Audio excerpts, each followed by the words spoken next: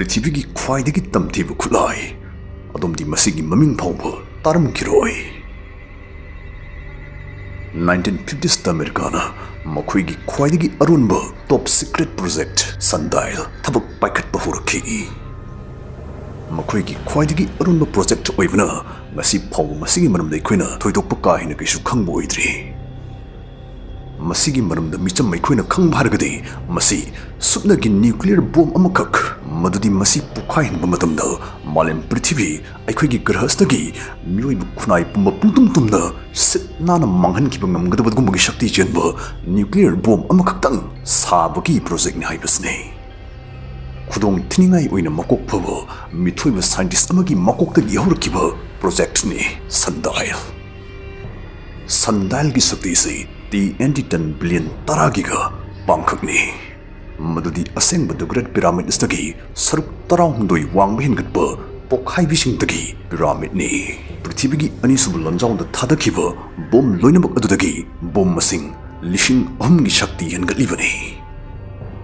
Hirosmato Yankib Boomadu, Adom the Minute Kudingi Tadafumatamda, Maduna, Sandali Shakti Shi Yorpumatamda, Lambayadum Matamda, Taramanga Jangani Heidi.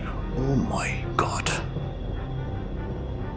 Si Yong Tamthiba Khutlai ma, Saning Bagi till Simui Bagi Kokta, Gari Mugnadi, Mayuai Halakibazano, Kangminase.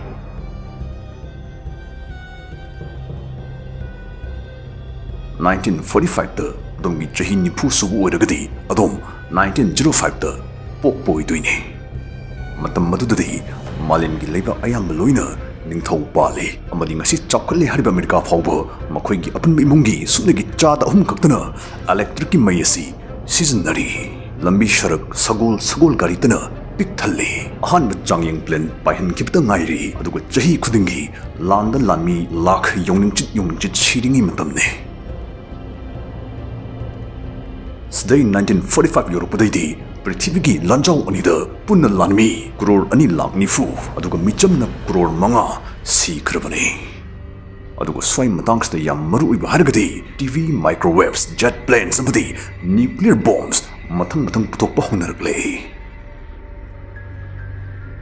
Asngarang the grass game Sanaraga phone Anbam Lady, Masi Rai Live, Yamsu interesting Webe game day. Madudi 1x Beloire. State of the sea, Prince Pukai Kitringini Sagi winnings. Put Lahu we won it. Aduga Sidney. The Quisana Pamba amount of the Sanagia. Quinangai Mana Jabu de Heli. Oh yes, 80 Amukas Toire. Taki amount double the Toire. Triple Celsi Piatem Pentegilok Tony. That day top of games in Suyauri. And the rain over. Dice. Head and tail. As Nissim was in Sisanaga. Dao Riargadon BMW car. iPhone. Laptops. Gas price. Makalmatel Manasing Pangbiya Hali. Registration to the promo code is in rupees 130,000 among the 150 free spins Pangani. Link comment the Hapser Mage upon the sing.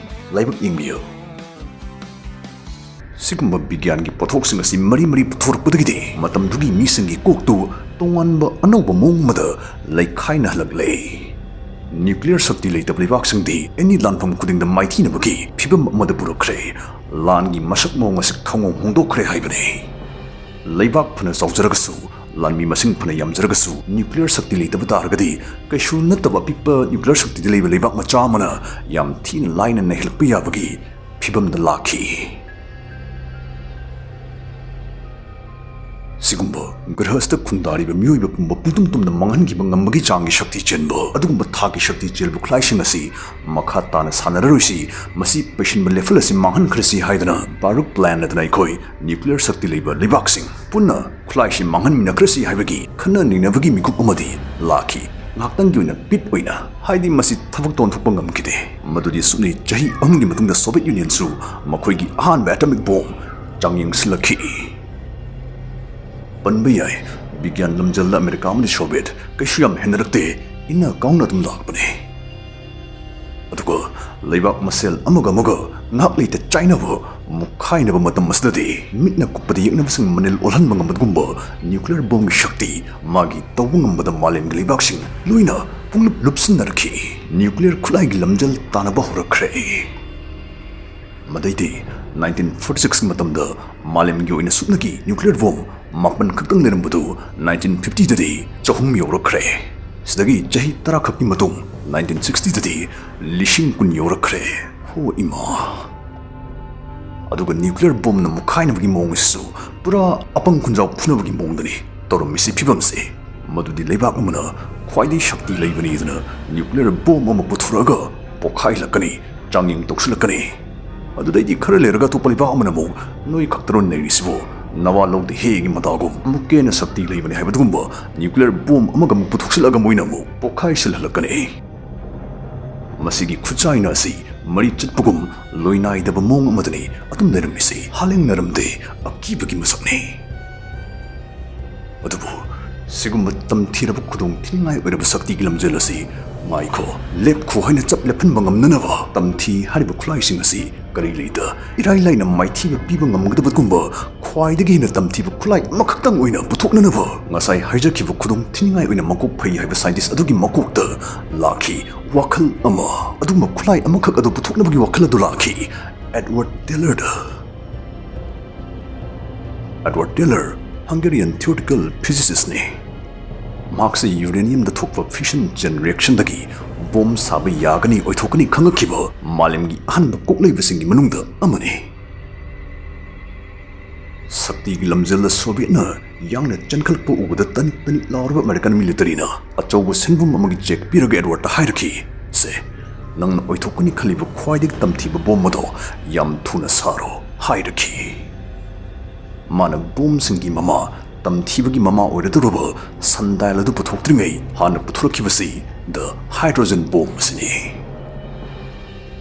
hydrogen bomb is so to powerful oi maduni masi sumnagi pokkai namakdamagda trigger tobu khakifo atomic bomb siznari bane thoina basically masi thak ani leiba nuclear khulai ne ahan thaksi fusion fuel gi capsule magi manakta lei ani sub thaks namuk henna kungsinba machak lit kumbana yumsilaga lei atom bomb si pokarak matamda satina ngakningai uni yamba change express thadur kane madi madu magi capsule sangsin gigane madai capsule gi mapal thangma marul se muk pokarak tuna satina masing masun kan mapibumda fusion fuel adu manungumda kan girgit chapsin insin halakane Fibam simukti bigyan gi pura masing arang bi shapung bahai ba dune madudi masi mitkup amagi di thon micha amaga pangkap ohin mada kaishu machu henjina thak poina thoklaroi 1952 the bomb si test tomatum da Pacific itat ama kudak da map dagi pungmut mutat krivani sidagi chahi ani khaktang gi matung da mana